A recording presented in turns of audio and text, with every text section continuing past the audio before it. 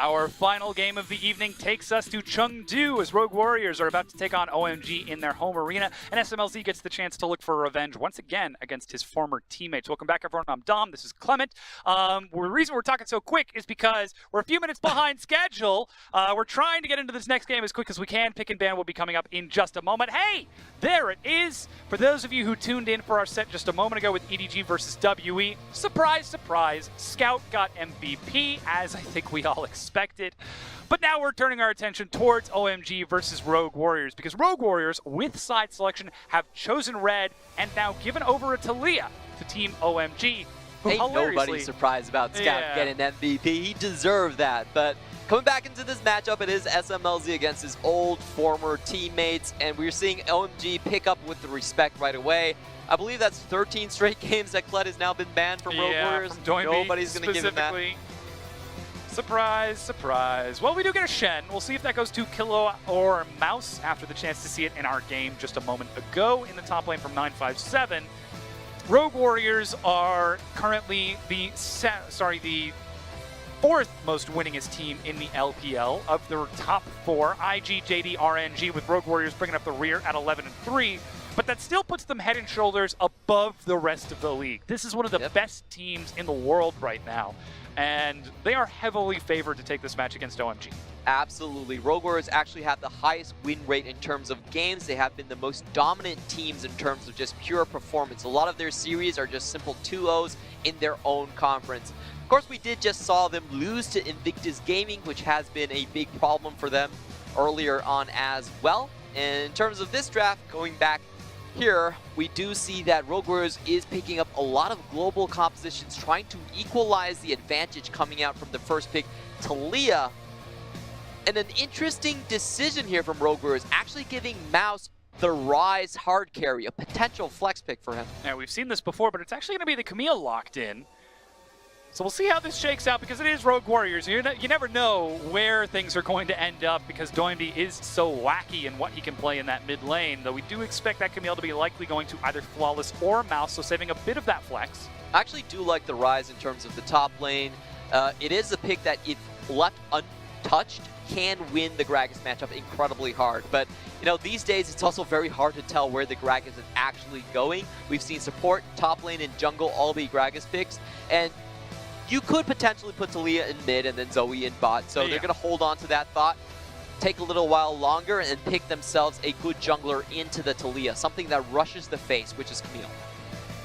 Could be a very good choice for Flawless if he decides to take that, as his signature Nocturne has been banned away. Kindred could still be an option, as there's still so much flexibility, and both teams respecting the top lane pool, the Gnar and the Mundo.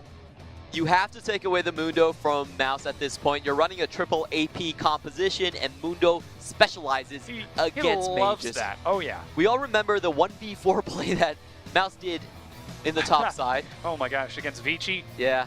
Yiguan's first game in the LPL. Poor guy. Welcome to the LPL, man. That was a heck of an entrance. That's not a housewarming, that's a house cooling party. Rogue Warriors is very interestingly banning away the Jax as well. This is not a champion that Xiang typically plays, but what they're telling the enemy team is that this Camille could actually potentially be a top laner. That's the message they want to get across, and hopefully they can fish out some bans on the jungle position for OMG. I mean, where we've seen Xiang succeed is when he does get the chance to play carries in the top lane. Though flexible though he is, we know him to be a very innovative top laner, coming up with Smite Hecarim, Smite Fizz way back in the day in 2015. Nowadays, a little bit less innovative, even though the meta has kind of gone all over the place. But he knows he's up against Mouse right now, who has been absolutely stepping up for Rogue Warriors, and gets his hands on Ornn in the top lane. So this suddenly shakes out the entire composition and saves that 80 carry pick for last for SMLZ. This is really Flex City. It's so hard to anticipate Rogue Warriors picks right now. SMLZ can actually play the Rise as well. So, if people don't know, SMLZ has the most champion played of any player in the LPL. He's currently sitting at 17. And that's a big reason why Rogue Warriors drafts are so damaging. Like, you really don't know who's going where until the absolute last pick, and a lot of the times the creativity is coming from the bot lane. Yeah. Rogue Warriors are the ones who are innovating on that bottom half of the map, but Now we're looking to see how OMG decide to break that apart. Jace is the hover for Xiang. Not a champion that he's played a lot of. See, OMG could still do a poke composition with something a little bit more stable. I like the Cho'Gath here. Xiang is mainly a tank player. They have all the poke components ready. But a great answer coming out from Rogue Warriors as well. Yeah, that Jhin is a huge champion for SMLZ. Oh boy, he does play it with the Hail of Blades, and it is so massive. Those 4th bullets. Heck, even the first bullet with Stormrazor Hail of Blades just hurts. It hurts so much. Can I call it right now? Huh. I feel like this is a straight-up composition victory for Rogue Warriors. How is OMG going to try and siege against Rogue Warriors? You're sieging against an Ornn, a Jhin, and a Camille Shen engage. Oh, yeah. That I was about to say, Talia gets on the side and puts up a wall to separate them from the turret, and then they don't care about the wall because, like you said, they've got Realm Warp, they've got the Talia, or sorry, the Camille to get over the wall with Hookshot, they've got Ornn to break down the wall. I actually think that OMG is going to have to change their playstyle from what they drafted. Their draft is a very strong poke type of composition. They have the Zoe Ezreal, but I don't really see them being able to do poke against this composition. Can you just imagine a Realm Warp Camille straight into the back and then a Shen pops on top of him? Like, how you can't play against that if you're poke. So it really shifts OMG's playstyle to getting early leads and playing a skirmish style. Instead of stacking up as a 5-man, they're probably going to have to look for jungle fights, get Icon very far Skirmishes, ahead. Yeah. I've never seen that strategy from OMG before. Relying on Icon to hard carry through mid lane? They can definitely do it. He can. I mean, he used to be known as the Hitman, but he's going up against Doinby, who has been absolutely on fire pretty much forever. Spectacular mid laner across from him. We'll see if he's able to reclaim his title. We do see a fan with a sign right there says, SMLZ, have you checked your inbox today? Probably some hot messages going his way. Fresh off the press as Rogue Warriors are going to make their way onto the Rift. We prepare to get in there ourselves. As OMG, they're chasing down that playoff spot 5 and 10. If they take 2 victories, they eliminate WE from the standings. But they've only got 4 games left to play. And they need at least 2 or 3 wins if they want to lock down that 4th place spot. Currently for OMG, it's already outside of their hands. FPX is 1.5 games ahead. Snake is 2.5 games ahead. They have to win everything, and they still need some luck. Yeah. It's going to be an uphill battle, but from the fans in Chengdu, as we get into a pause, that sepia tone, the observer hasn't died. That is just a pause as we load onto the Rift. Looks like the memoir of Chengdu. Yes. The never forgetty. But going back to check it out. To Rogue Warriors, they have been, I would say, the top performing team recently. If you look at Invictus Gaming, you know, there's some question marks there. Their games against EDG were very rough. We don't talk about RNG now anymore. And EDG, they just came out of their massive slump. So out of the Rift Rivals team, I actually think Rogue Warriors has been the most stable one. A lot of that has been off the back of how Rogue Warriors play as a collective team. They rally behind the inner fire of Doinby. He has been the heartbeat of the team, the heart and soul for so long. And again, the reason his hair is dyed yellow is to emulate that 2015 summer hair color that in his first split in the LPL, he took 2nd place with the Chaogu Reapers. Now he's trying to go back to that same standing with the Rogue Warriors. You know, that's always hilarious to hear about the player. You could call it superstition. Yeah. But that's how he's going Super Saiyan right now. That's where science evolves from, basically. So, you know, it could be the drink you had that day. It could be your underwear color, which is a pretty common thing in Chinese it's also athletes. playing in the optimal conditions, right? Like, if you practice at home with your shoes off, then you go on stage and play better with your shoes, or sorry, play worse with your shoes on. Take your shoes off. Get more comfortable.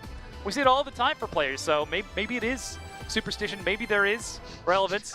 I see you look at our feet right now. We both have our shoes off as we're a little bit more comfortable on the casting desk. That's how casters get most of their material. They just like talk about whatever they're doing right now. Exactly.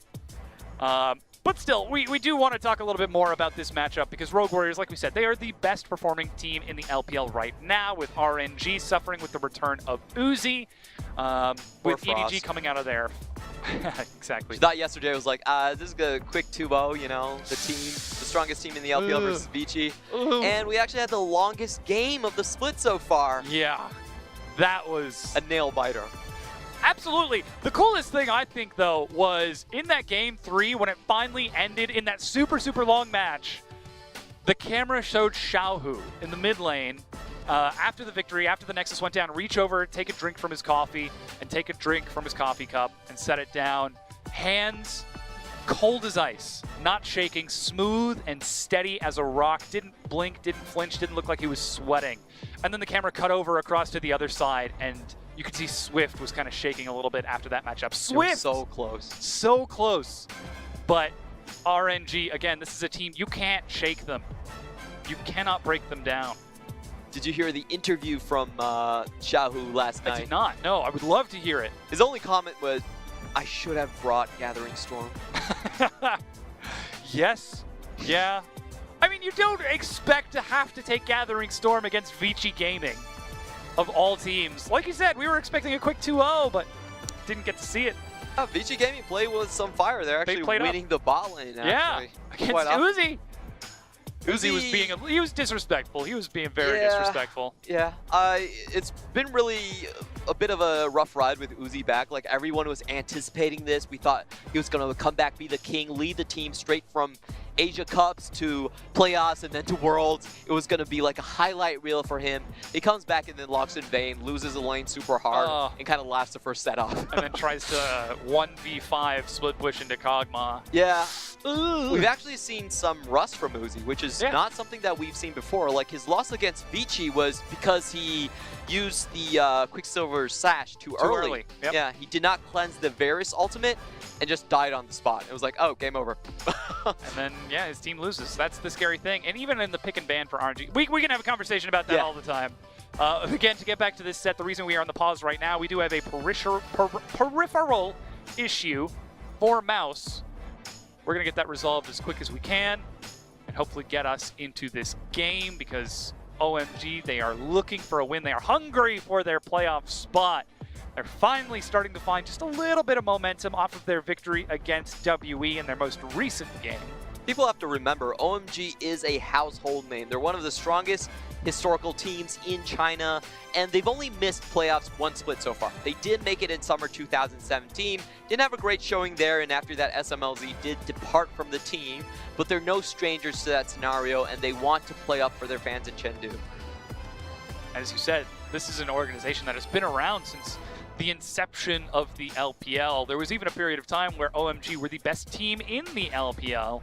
Oh, man. Way back in the day. That's one of the, since we're talking about Uzi and OMG, that's always one of the big historical questions that we have, because OMG, they were the best team in S3. People thought they could have won the title for the LPL, changed the entire narrative, and then one person shows up and alters the entire course of history. The China versus China final, or sorry, semis.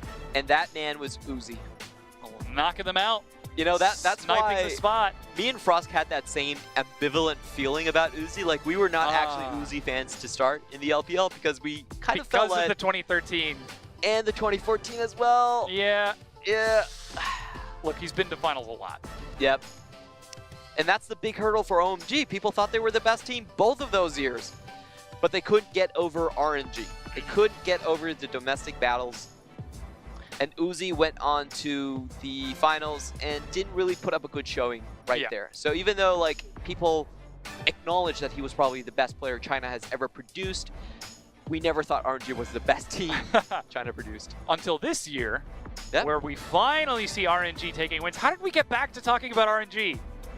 We were just talking about OMG. Because they're our best hope! Yeah. There's a lot of stuff going on in the LPL right now. A lot of chicanery and shenaniganery. As Icon, look at that. He's not happy. He is not a happy man. He is getting iced on stage. I wouldn't be happy with this draft either. It's so hard to play. It really is going to be quite tough. He does have himself that Zoe, which could be a bit safer if he decides to play back, and still has massive assassination potential if he's able to snowball. I love seeing me some Icon Zoe. Icon is just one of the best players on Assassins. If you give him something that he can outplay, then he's just a god. My favorite play was when he played against Vici Gaming. What's the LeBlanc 1v5? That was actually a 1v4, but he took 2 people down with it. Yeah, that was amazing. He had another Zoe game where it was against Vici Gaming. He dodged, it was against Snake. He dodged 4 skill shots in a row, and then comes back and kills Goku. Like pops over the wall and just hits the more sparkles. Boop. Yeah, he actually just walks around, dodge everything from SOFM, portal jumps to dodge what was being thrown out by Guoguo, and then comes back and kills him. And think about his opponent in this game, Doinby. SMLZ is the kind of player who actively uses emotes and taunts. He doesn't just play the matchup. He doesn't just play the champion. He doesn't just play the game. He plays the player. Yeah. But now he's playing against Doinby, who is so emotional. And not in the I'll tilt if we lose kind of way, because we haven't really had a chance to see that. He's the guy who, when you put more pressure onto Doinby, he steps up and plays up. Whereas Icon, that's always been what Icon has struggled with. When he is faced with pressure, he tilts and falls down. I'm not sure if he tilts, but overall, I don't think OMG has been the best. You don't think Icon tilts? Look at that face! So, you know, tilt is a state of mind. It's very hard to tell a state of mind just emotional, from reading the players' faces. But I will say that in this matchup, it's actually pretty difficult for Zoe. Typically, I know North America likes to say that Zoe is completely uncountered and an absolutely nuance to deal with, but here in the LPL, we actually do run quite a few counters to Zoe. Zoe is not as prevalent in terms of first pick. In fact, if you look at our Zoe first pick win rate, it's actually pretty bad.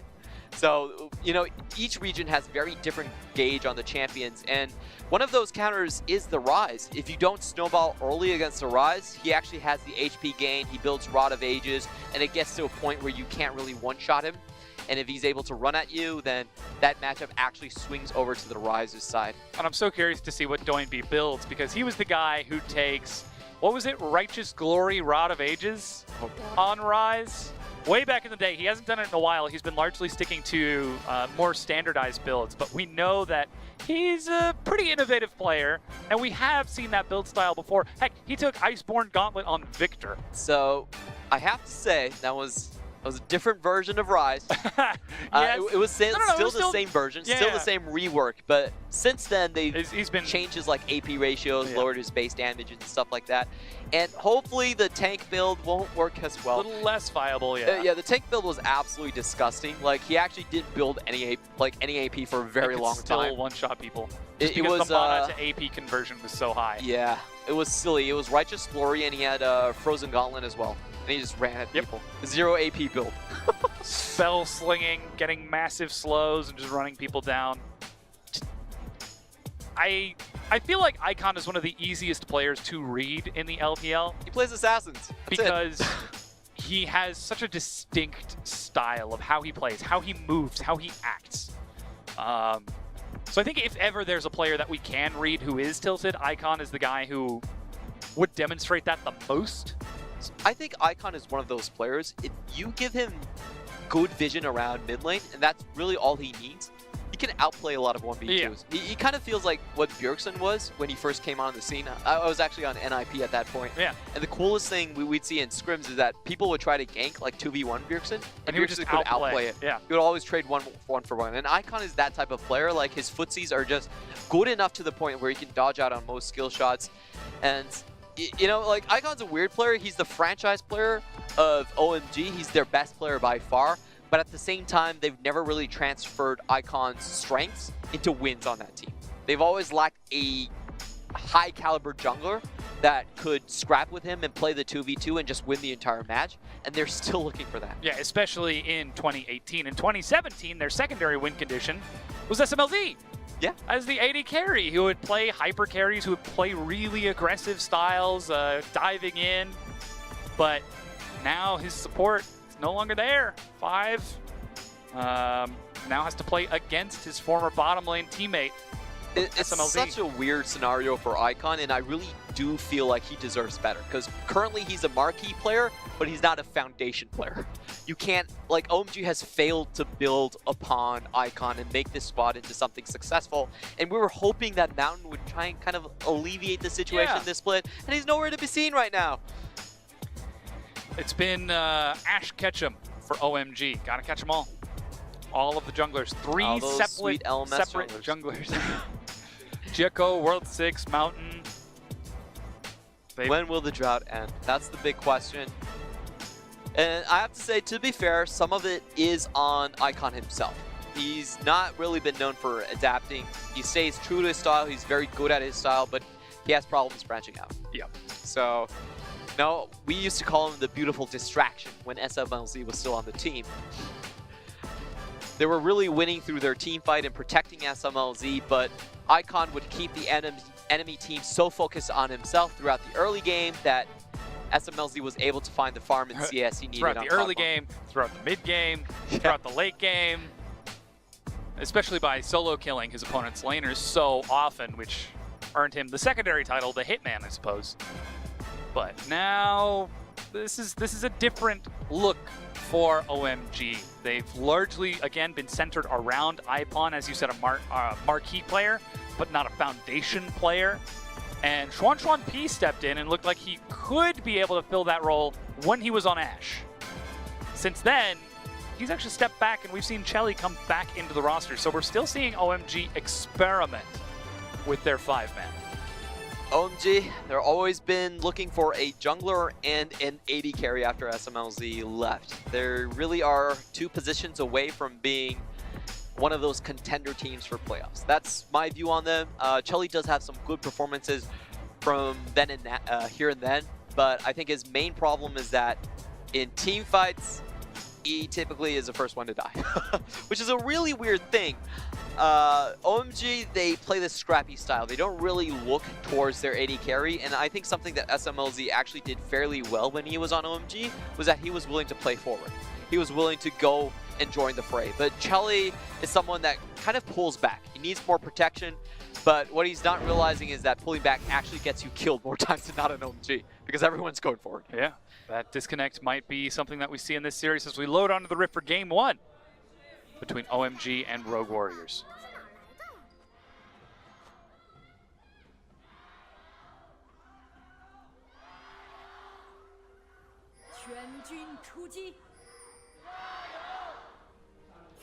I think Rogue Warriors won that round.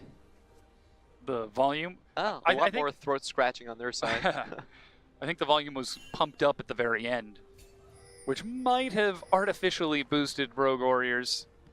But again, this is an organization new to the LPL in 2018, joining the franchised leagues, and absolutely stunning and surprising with this roster of team rejects. Doinby, previously of Chaogu, Newbie, and JD. SMLZ, previously of OMG.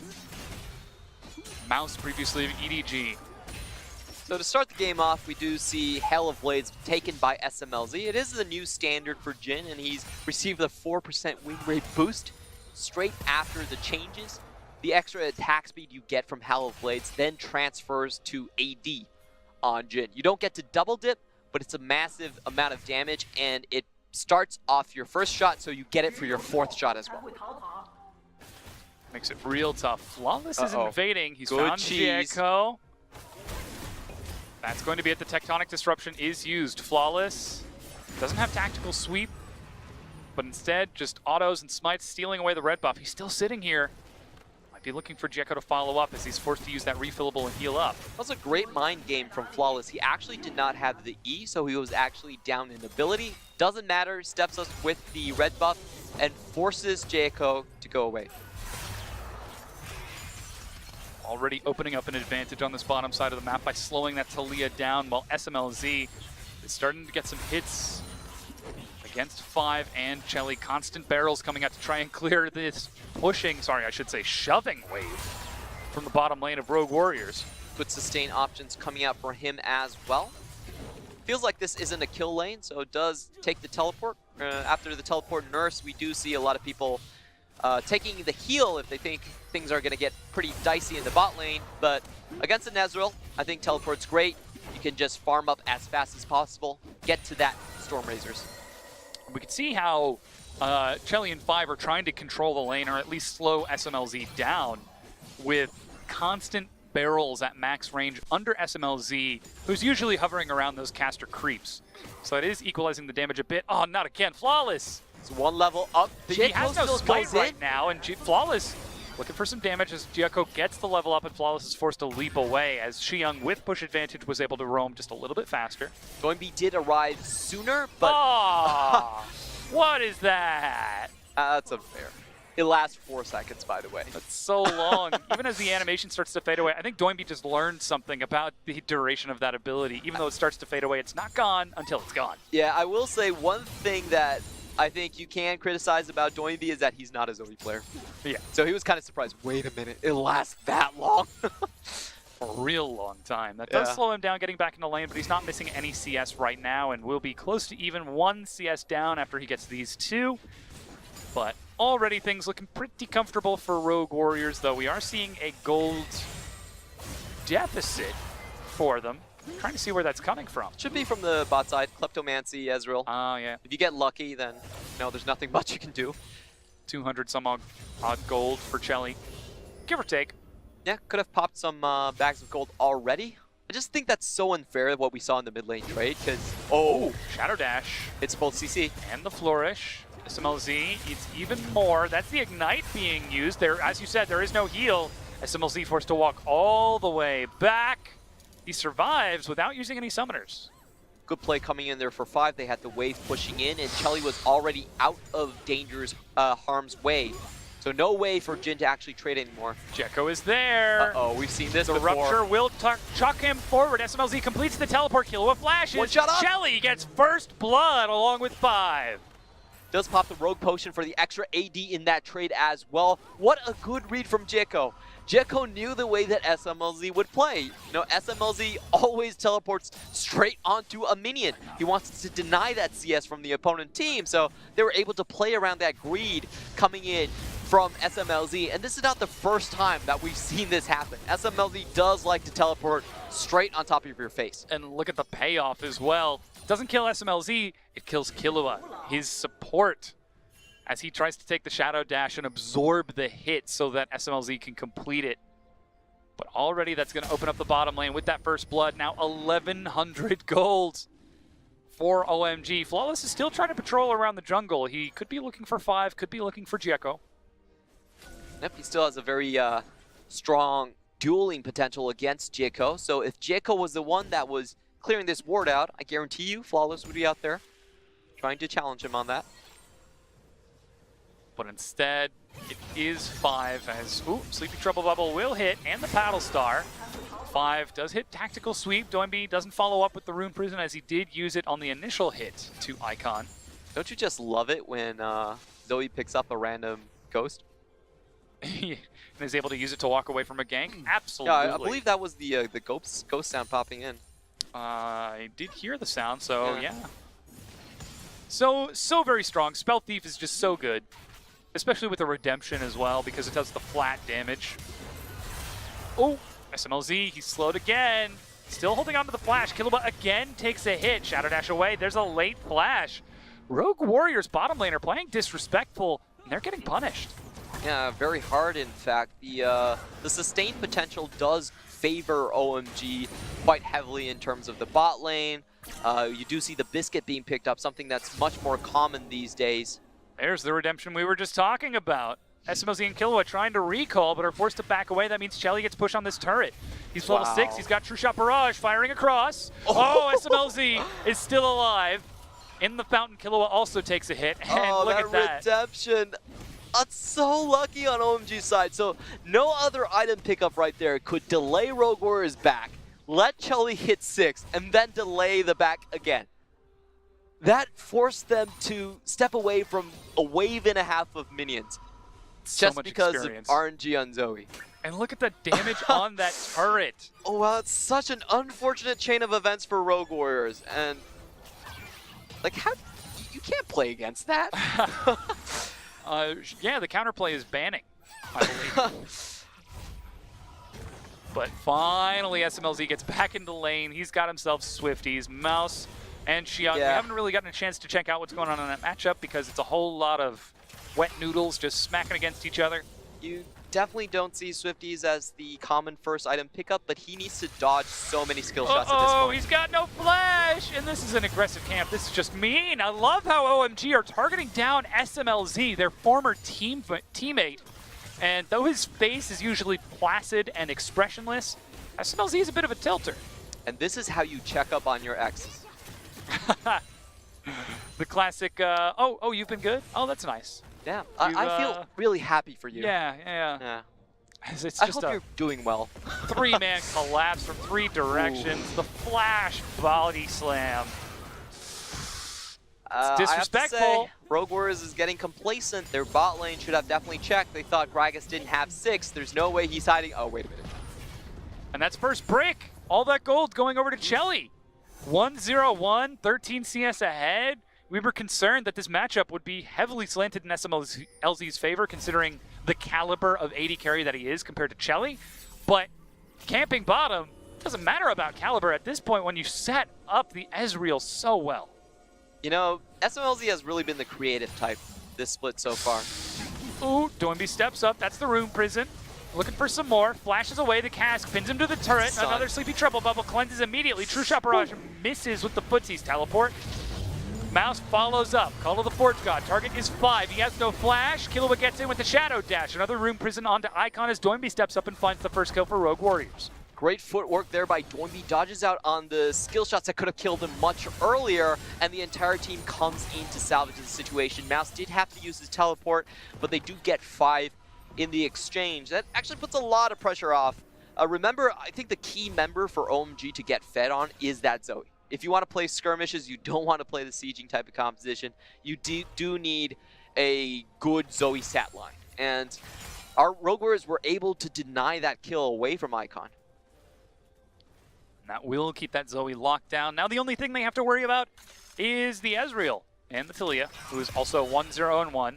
So still not peachy keen for Rogue Warriors just yet. They're down about 1,700, maybe 1,800 gold, but that will start to even out just a little bit once Doinby starts to get some items and scale up as, oh, good guy Doinby. Well, I mean, Killua got 1. Not so sure if that was a good guy move as he finally clears it at the end. Another Sleepy Trouble Bubble lands. Icon is looking for some hits. Just trading vision around this mid lane to keep Doinby safe while SMLZ is sitting so far back. That was a good guy move. If you don't let Rusty hit those minions and use his procs, he actually berates you. Yeah. And he should. It's wasting the cooldown of the item and reducing the overall amount of gold that the team can get in the end. But it's just, the wave is so low, and the cooldown is ready, and it's right there. It's like shooting the cannon after your support pings it.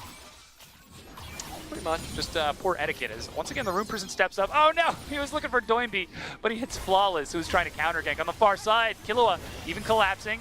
Stopwatch to deny the cask, and OMG will back away because they do have Chelly there as well. They've got a lot of damage in the 4-stack. SMLZ still relegated to hovering bottom. This is great pressure being put out by OMG. If you look at SMLZ's position, he can't really walk up and take the wave. The Talia wall could come right in, and he's forced to farm relatively close to his tower, which puts so much pressure onto Doinby. Doinby's able to absorb it for now, as he is keeping even his CS with Icon and denying these ganks as best he can. Flawless is still maneuvering around as quick as he can. Looking for this blue buff, he will steal it away. We can see some defensive vision set up by Rogue Warriors on the opposite side to keep their own. Even Mouse is getting in on this. That's teamwork. Yep. Typically in the lane, Ornn does win out on most of the trades. It's only until the very late game when a lot of items have been built that you see it going back into the favor of Cho'Gath. He is having himself quite a field day up there. No, I've always felt like Mouse has been an underrated laning player. He can actually play things like the Rise. We've seen him do very well in Vladimir as well. So, you know, that point about him, about the Champion of the Light, has always been a little bit overblown. I actually think he's quite decent in the lane. It's absolutely started to come together with Rogue Warriors, I think. This is where we get the chance to see his laning phase really shine, whereas EDG in the past, his previous team, when he's played top lane for them, he's largely been relegated to tank roles. Yep, teleport to bot lane, not your own lane. Exactly, yeah. Can't keep your own lane safe. You have to sit there and absorb pressure as everything gets invested into iBoy and Zet before him. Look at Icon. He's sitting on double cleanses, so he's gonna play this as aggressive as possible. What are you gonna do? You can't lock that down. And another ghost gets dropped. There he goes, picks it up, trading up for Icon. But still, Mouse, he's been doing a lot of work for his team lately. He will lane swap down to the bottom lane as SMLZ and Killua head top to try to match Chelly and 5. This Ezreal has been completely unlocked early on at 1-0 and 1. SMLZ's caught up in CS. He's at 120, only 5 down, just missing that kill gold and missing the 800 gold completion for his Stormrazor, as we are still on 814 here in the LPL. I feel like OMG actually swapped their lanes a bit too slow. So they had the tower down before 10 minutes, but it took them an extra 4 to really start thinking about the top lane tower. They tried a lot of ganks onto Joinby, was able to avoid everything. Mouse, that's just mean. Ooh, taking some damage there. Doesn't even get the brittle proc onto Xiang. A little disrespectful. Does end up hurting him. Uh-oh. That's onto the Camille. The flash for maximum range doesn't get it. Realm Warp, but no, you can't be carried. He was just outside of the edge of the Realm Warp. The chase over the side of the wall. Jericho gets the kill. That's so unfortunate for Flawless. He wanted to hookshot onto the Raptor wall, but instead accidentally hits the Talia wall. Yeah. Falls flat on his face. That's called the Forge God. Mouse is getting in there. 5 with the body slam sidesteps, and Mouse still taking some damage from Jericho. They don't have any major item completions outside of the Abyssal Mask, but they're still trying to skirmish here. Rogue Warriors don't want to give it up. Did that go to 5? That did. That went to 5 and Jericho.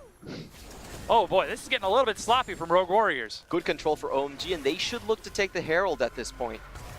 There's no Call of the Forge God for Ornn. There's not going to be a big 5v5 that's going to happen right here. They did get the stopwatch and flash out of the Camille, who would be the smite to try and deny that.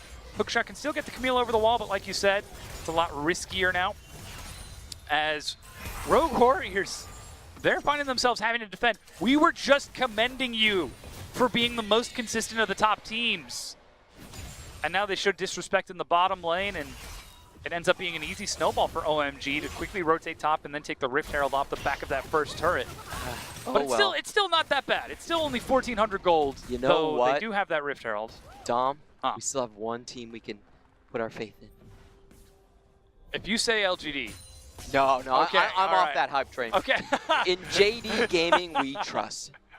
Oh no! Ding Dong is our Lord and You put Savior. your faith in JD right now? Hey, they could be the second team coming out of the East. They There's very actually well could a be, yeah. real good chance of that happening.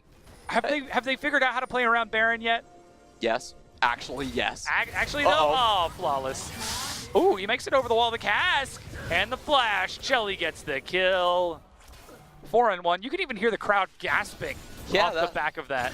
You know, Flawless shouldn't be able to get away, but that was a really good mechanical play. OMG just had more numbers. Cut off every single escape route from him. Now they're going to drop the Herald. And now Rift Herald mid. Yeah, this is OMG just finding opening after opening. Rogue Warriors is swinging wildly. That's Call of the Forge God. Killa was there. Knock up, finds Jericho. They get the kill. Doinby finds his second of the game. Mouse on the side, keeping Xiang busy. You remember the turret has already gone down? How we talked about it was going to be very difficult for OMG to siege mid? This is actually the best chance for Rogue Warriors to get a comeback. But since their early game has gone so poorly, Rogue Warriors they don't have the opportunity anymore to collapse on the mid siege. Like, this is going to transition into OMG taking control of the jungle and using Zoe very effectively. You talked about it earlier for OMG. You think that Rogue Warriors had a very strong draft. Yeah. OMG would have to play a different style. Well, how about simply capitalizing on Rogue Warriors' mistakes? True. Rogue Warriors died multiple times in the bot lane, but you also can't predict that that's going to happen. The 2v2 kills are going to happen. I mean... And you also can't predict that a redemption is going to stop someone for backing for 16 seconds. It does help that Jericho effectively camped bottom by heading down there twice to find both of those 2 early kills. As Doinby, again, he's found Xiang. That's even the Stand United.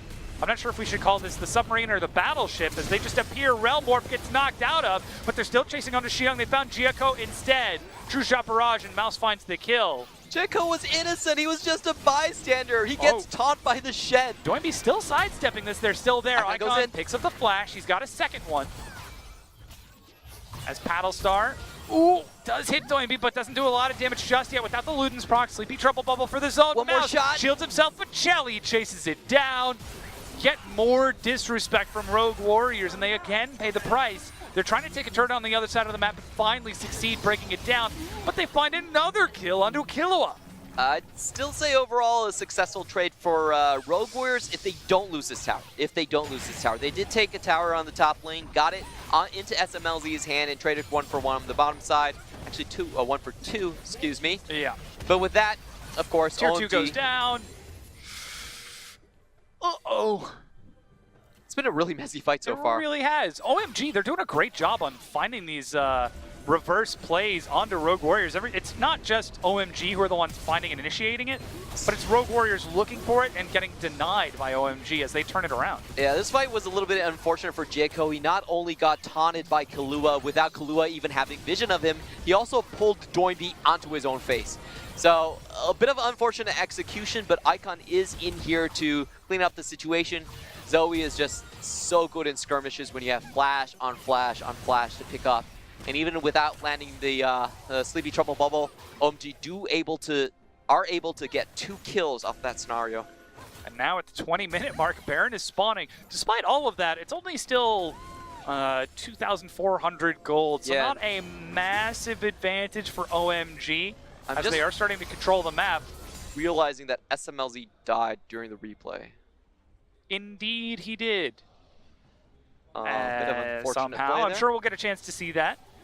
As now Baron is up and 5 is starting to try and deny vision around that side of the map. The top tier 1 is still standing. It's the last outer for OMG to take, but it won't be for long with the size of this minion wave and Shelly there. Here we go, SMLZ. Ooh, yeah, that's... Max range Q. Good prediction from Icon. Oh, the geometry. Around the minion wave. Now we do see an attempted engage from Rogue Warriors. Doinby is trying to walk in. Teleport started and canceled by Xiang, so teleport advantage to Rogue Warriors. We did see the double combination from Rogue Warriors coming out. Mouse's ultimate use as well as MSMLZ, but they're still not able to slow anyone down. Now that's the big anti-siege combination that we're talking about. You could even do the Realm Warp into Camille, into Shen as well. So it's a very dangerous situation for OMG, but somehow they're able to escape. They're allowed to walk away with their lives this time. Because right now, Rogue Warriors, they're trying. Goodness help them, they're trying time and again, but OMG are just playing around it. Now they're denying vision. They're going to set up and do the exact same thing. I believe what happened was 5 was able to stop some of the engages with the cask. Yep. If you time it correctly, you could probably stop Ornn from hitting the return on the Ornn Horn. We've seen that before, and it looks like we might see this play again. That's another Rupture. Killua looking for the Shadow Dash, hits it. They're going onto Xiang. Doinby eats the Feral Scream, unable to spell Sling, and they're chasing it down 2 turrets deep. Killua and Flawless finally find it, but Killua takes so much damage. 5 with the cask, pins Killua to the wall, and he dies in a 1-for-1. But that does mean the top tier 1 is traded as Flawless tries to escape.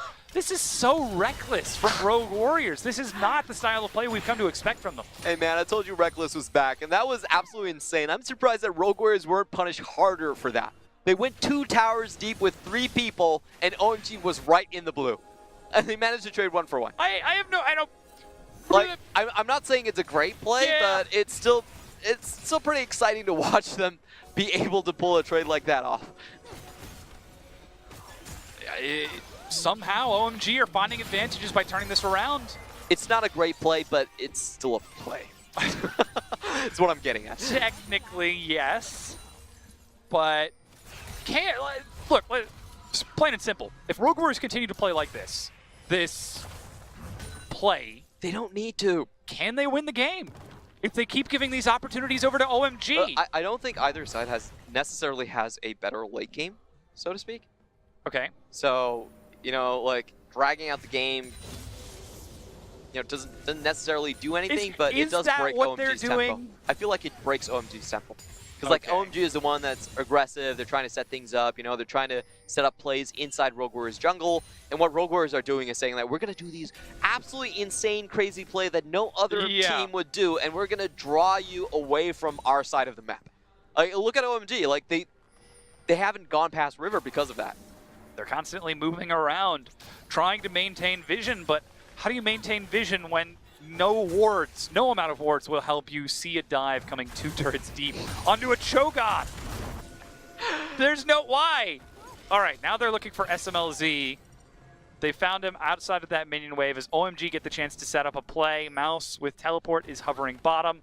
Xiang nearly has his back up as well. But it is wild and crazy. That's the Realm Warp. Ooh, I don't think he wanted to take that one. Yeah, he was trying to walk out of the Realm Warp before he fell asleep and had to go in. Yeah. That was, oh wait a minute, it actually would stop the Realm Warp. No, never mind. Yeah, if he fell asleep, it would start it. If he were still drowsy when the Realm Warp went off, he would arrive and immediately go to sleep, which would not be great. Oh, I would want to see that, but of course, interaction, yeah. Of course, he did have to try and get away from that. Ooh, oh boy. Okay, now OMG, they're still looking for picks. They're still looking for openings and opportunities. Now up to 3,500 gold ahead of Rogue Warriors. Almost all of that is on the Ezreal, who's at 3 items. They've got themselves a Zoe at 2, another Talia at 2 items. They're ready, they're looking for opportunities, but they aren't able to find it as Rogue Warriors are setting up defensive vision and using these wild and reckless plays to stall the game out. Taking a look at the gold, 3,300 gold advantage for Chelly. Oh, he has such a big. good laning phase against the former AD carry of OMG, so that has to feel good. If I'm OMG right now, though, I would really be trying to push my advantage as hard as possible. If you look at the itemization for Mouse, he's still fully MR. No armor to be seen, and my most fed member is Ezreal. So if I push now, even if we get into a team fight, even if Rogue Warriors have that, great initiate that we were talking about, you could still turn the tide, because you just take down Ornn so fast. If that Ezreal's able to set up for it. Now, Infernal Dragon has spawned. Rogue Warriors think they want to fight. I'm not sure if they actually want to fight. They're trying to set up vision around this. And look at Flawless, he's actually real deep behind the pit. Oh my god, Icon, how did you hit that? Sleepy Trouble Bubble lands, that's the Stand United, and they get a lot of damage onto him. The Flash Auto locks down the kill, knock up onto another 2. Chelly looking for a way in as he's taking a lot of damage over the side of the pit. SMLZ is trying to work through the funnel, but Rogue Warriors inside of the Trier being attacked from 2 directions. Mouse on the front, looking for the knock-up. They find themselves the kill. SMLZ gets one, Doinby flashes on the side. Cannon Barrage is ready, sorry, that's the curtain call. They're able to get some more as Icon finds a kill onto Kilowatt, looking for another, but SLZ flashes onto his former mid laner's face and finds it. Rogue Warriors win the fight, it's 2 for 1. And that was so close for either team. I think the key moment where it was that Shen was able to complete the Stand United even when Flawless died. It was a nick of the time. Stand United, Shen came down, then instantly traded favorably onto Jayco, got an extra member with the taunt, and SMLZ was untouched throughout the majority of the fight. That could have gone so badly for Rogue Warriors, but it was just so close, so close. That's the power of SMLZ. Set him up and allow him to take aim and fire, and he will just barrel down. What a shot from Icon. So reminiscent of what Scout did to Rookie in their series earlier, but just watch this Stand United. Flawless is on his last legs, and Kahlua still manages to finish, goes straight in and picks up the kill. Unfortunate kill trade for sure, and Chelly unable to find a good angle to deal damage to SMLZ. Look at that positioning. SMLZ is untouched, and he's able to fire just forward. And even with a 3-man knockup, Doinby and SMLZ just doing so much work. Flash Auto! Did he need to? No. Did he want to? Yes. The gun to the forehead against Icon as he fires that last bullet. Look at that, Infinity Edge next. Ugh! That is gonna hurt! Yep, getting that extra true damage and the extra AD proc. He's gonna have an easy time dealing with the Cho'Gath. It should be noted, they did not kill Ezreal, so they do not have that shutdown gold. And, alright. This time, Doinby's learned his lesson. He's not going to wait for it to dissipate fully before trying to step over. Instead, just walks the long way around. But with Baron up and the Infernal Dragon picked up by Rogue Warriors, they've found themselves a pick. They found 5. That's the Realm Warp as Doinby heads forward in the Rupture. Call of the Forge God will be missed by Mouse. As Curtain Call does just a bit of damage, but 5 dies. And look at all of the ultimates being used by Rogue Warriors. Rogue Warriors are just so clean. So clean. Look at that timing. It was impeccable. The teleport comes down. People are running away. They anticipate the direction he's going to run in. Flawless locks him down. Instantly killed. Do we still call Rogue Warriors clean after early game? Okay, so I will say this. Rogue Warriors, in terms of like piling in, getting that team fight, getting the dog pile, I think they're the cleanest team in the LPL. Okay. I will not vouch for the rest of the game, though. Their decision making at certain times a little bit suspect. But again, that's the team playing to the fire. This is so true to their style of trying to get that momentum, playing off of Doinby's shot calling and inner spirit that he provides. Look at how tanky Doinby currently is. So Rylai's... He can play the side lanes at this point. He has enough HP to do it. Zoe can't shut him down 1v1. I mean, he's already put the fear of his team into any Cho'Gath. If Xiyoung ever finds himself 1v1 against Doinby, he's like, wait a second, last time this happened, they dove 2 turrets. Oh yeah, there's the teleport you were talking about. Hextech ultimatum. Guy never stood a chance. Yep. Doinby okay, how does he off. miss this? Ooh, headbutts the wall. Unlucky. Ooh. Unlucky. So the way that works is that you actually do travel a short distance when you're trying to knock your Call of the Forge God back. Yes. And if you're stopped from moving that distance, you actually, end up a little bit short. And that's what happened right there. Because that wasn't destructible terrain, he didn't power through it. That was just natural terrain. Yeah. If that were a Talia wall or an Anivia wall, he would have gone through. Do you actually go through it with your R? I know you can get through it with the searing. Oh no, you're right. Yeah. I don't think you get it through with the R. You're correct. It wasn't the headbutt. It was Call of the Forge God Part 2. Yep. That does count as a gap closer as well. Not a very effective one. Yeah. It's pretty interesting because it has a lot of we see this with Singed a lot. So if Singed casts the Mega Adhesive, you actually can't use the second part of your ult. Oh, they're looking for a collapse. They found down. Flawless. Silence ruptured. Stand united and dead. Now, 5 is on the far side, and they are grouped up around the Baron. That is the jungler of Rogue Warriors dead, as they were setting up a bait, but were baited themselves. Great Skirmish pick right there, and they should be able to take this down. The jungler is down, no smite, and they have a feast. That's the Call of the Forge God. SMLZ steps up. He hits that one. Knock up onto 2. Curtain Call hits Shelly as Xiyoung walks up with the Feral Scream, and SMLZ cannot fire the 4th bullet with that Cho'Gath walking towards his face. They do get disengaged off the Baron, though, by using their ultimates. I actually felt like OMG could have turned and just went straight onto the Baron. They didn't really need to chase them. It's my perspective. When you see Jhin using his ultimate, he actually does very little damage unless someone has low health. Yeah. His bullet damage actually comes from the execute and not the percent missing. Yeah, percent missing is where most of the damage comes out from. So OMG are just going to walk straight back. They got all the ultimates out from Rogue Warriors. They can do this play again. Ooh, Doinby narrowly avoiding getting hit by the Sleepy Trouble Ball on this side. SMLZ once again stepping up there, targeting Doinby. He flashes on the far side of the cask. OMG backs against the wall, gets knocked up by 2 as Rogue Warriors are looking for the fight. Flawless is finally getting there, mouse tanking in the front. SMLZ eats a hit, but Flawless joins in. He's found Xiyoung. Hextech ultimatum goes low. He will die, but Xiyoung is still alive. Icon flashing forward along with Giacco, looking for the kill, but Doinby will lock it down. And it ends up being a 1-for-1. Icon still looking for some more. Blue trinket for SMLZ and Doinby, but doesn't find them. OMG have such a strong potential to clean up these fights. Nobody can really deal with Zoe and Ezreal when things are settled. When there's no crowd control, these two will just run wild. And in that fight, I just felt like the duel between SMLZ and Icon was so on point. Both of them taking each other so low and forcing each other out of the fight, but neither dying. We can actually watch that again. There's no ultimates coming in from Rogue Warrior's side. Doinby does decide to go in, gets a great flash out of this, and then goes the duel of SMLZ versus Icon. Icon's pinned in a very bad position, goes into Zhonya's, comes out, and look at the damage he then puts back onto SMLZ. The bubble's taking him so low.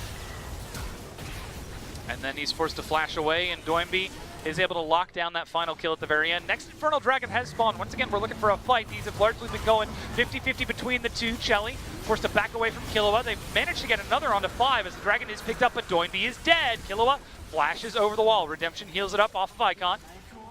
It's great anticipation from 5. Knew exactly where Doinby would be.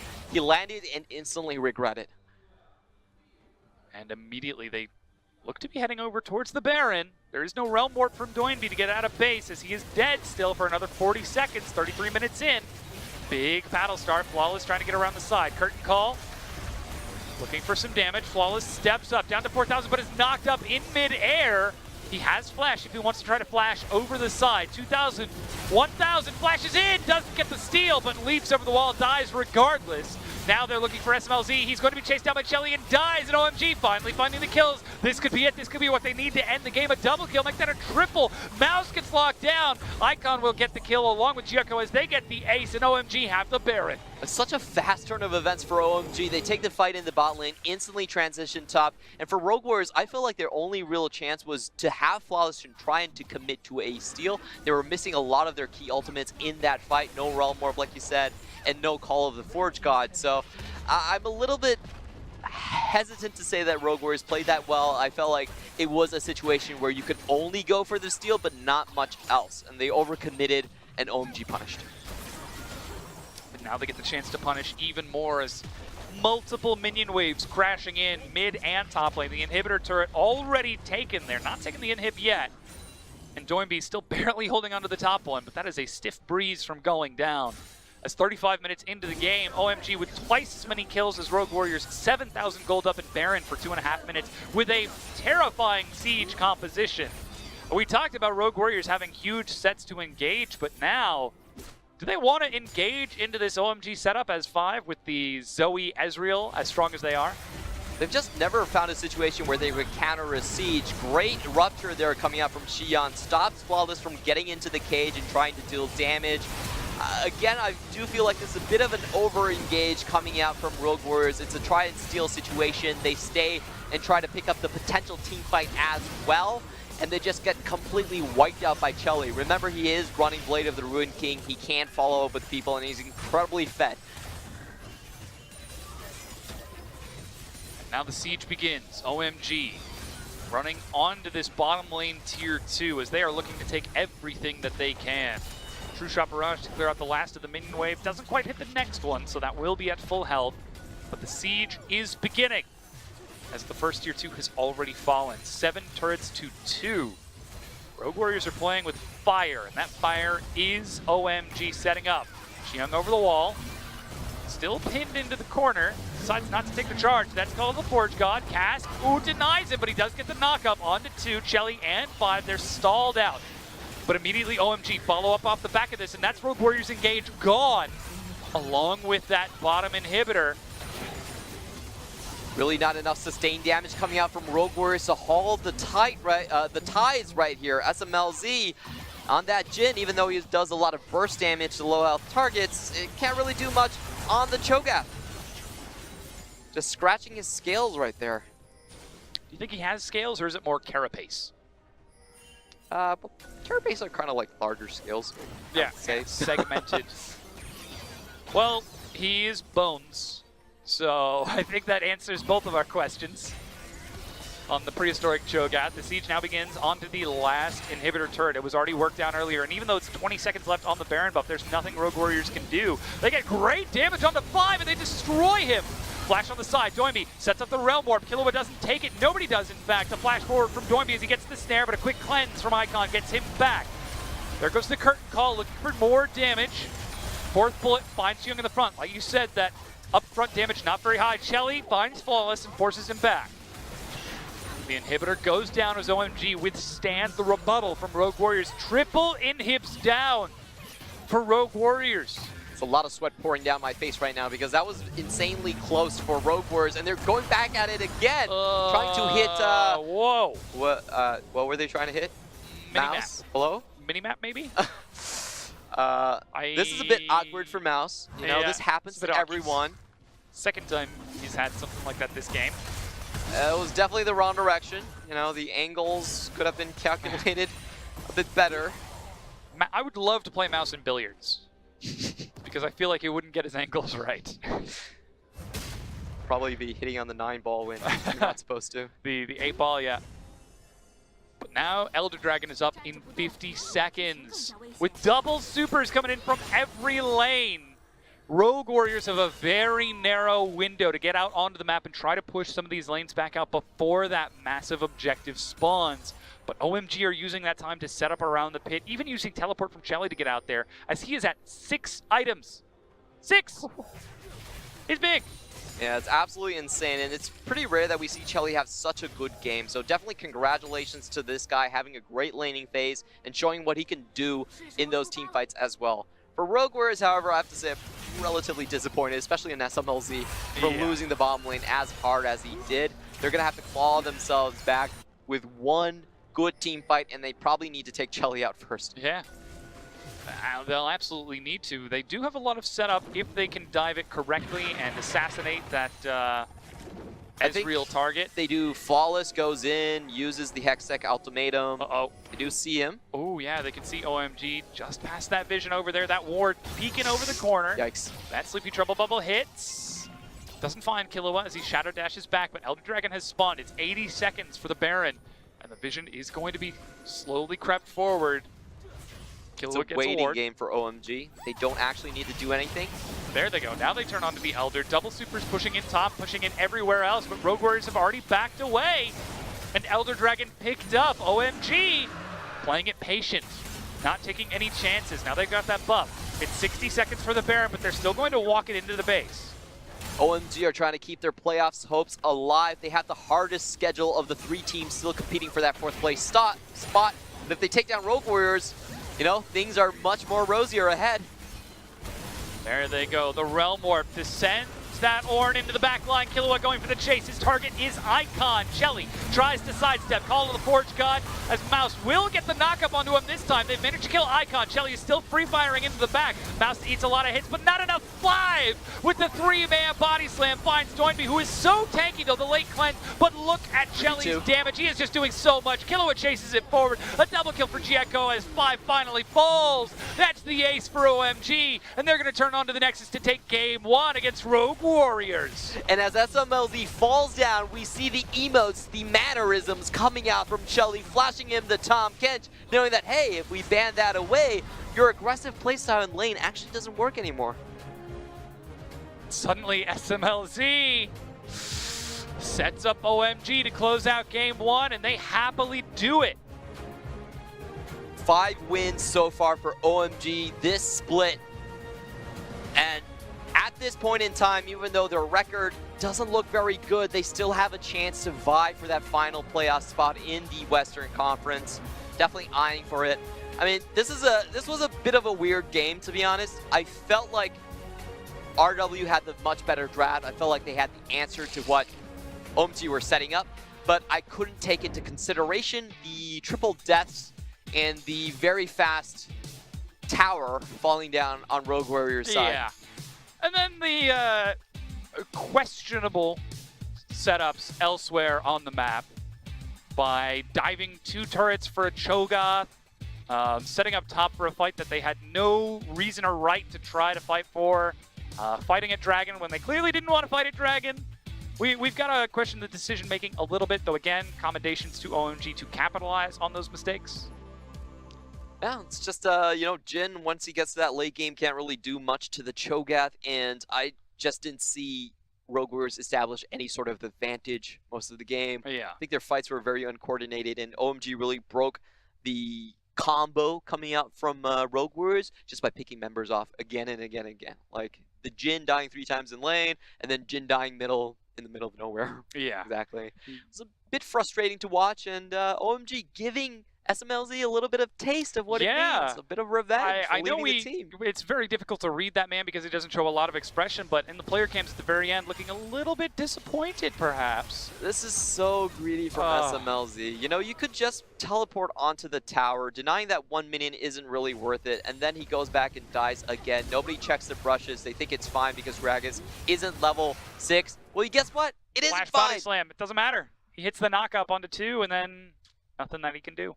Yeah. Easy snowball to set up from OMG to chase down those kills in the end, though it did get a little bit dicey around the double Infernal for Rogue Warriors. You have to imagine in a different world, if they weren't as aggressive, could Rogue Warriors have had a better chance to get back in because they were taking team fights like this. Yeah, I honestly felt like this should have been a 1 fight for OMG, but the Shen coming down really changed the entire direction for that. Even look at the cask, it was so good. It blocked the second proc of the Ornn Horn, so there was a lot of good things in this fight for OMG, but at the end of the day, they expended a lot of abilities to get that first kill, and it didn't really pay off because it was immediately traded back with Sandy behind it.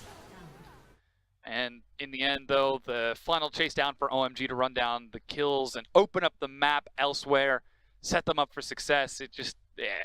We got to wonder about Rogue Warriors. They every once in a while, it's very infrequent. This is like game one of Rift Rivals that we saw from them, where they came in, we were like, all right, this is one of our top 4 teams. They've got a lot of momentum, these young kids, and then they got absolutely smashed.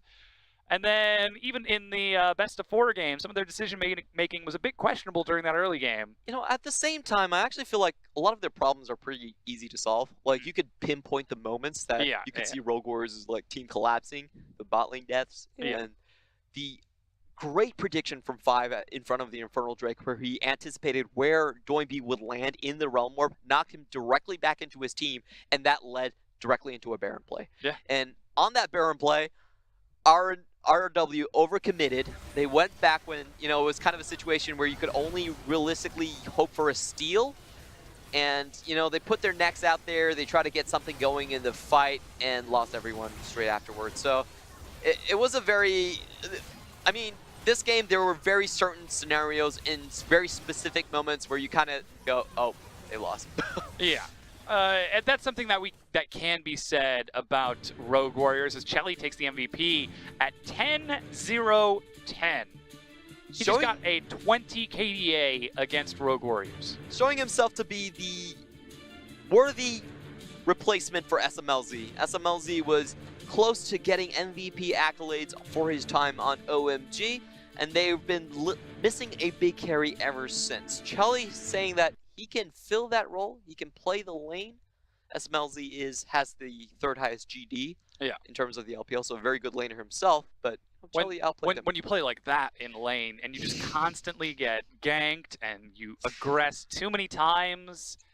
Bring out the Karthus, bring out the Karthus. Yeah, exactly. You can still farm it while dead, so... set up the redemption off the back of that.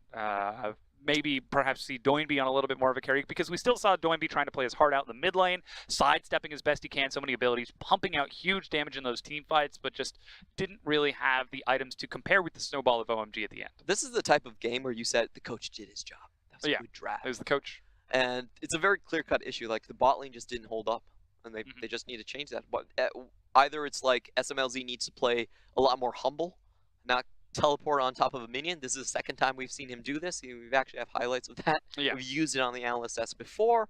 Or, you know, just tell Kahlua to do it. You know, tell Kahlua to face check. Have your jungler do that. You know, sometimes if you want to play a very good bot lane, you have to talk. But Clement, that would make sense. And that would require, as you said, communication between SMLZ and everyone else. And that's a strength and a weakness for Rogue Warriors, because it is so Doinby focused and Mouse focused about how these two shot call and lead the team in these fights, that they just know what SMLZ is going to do. So in team fights, we get to see them take those crazy fights at Tribush at a disadvantage and win them off the back. But then in that same vein, that does mean that SMLZ will be quiet, that they do have to play around a silent AD carry.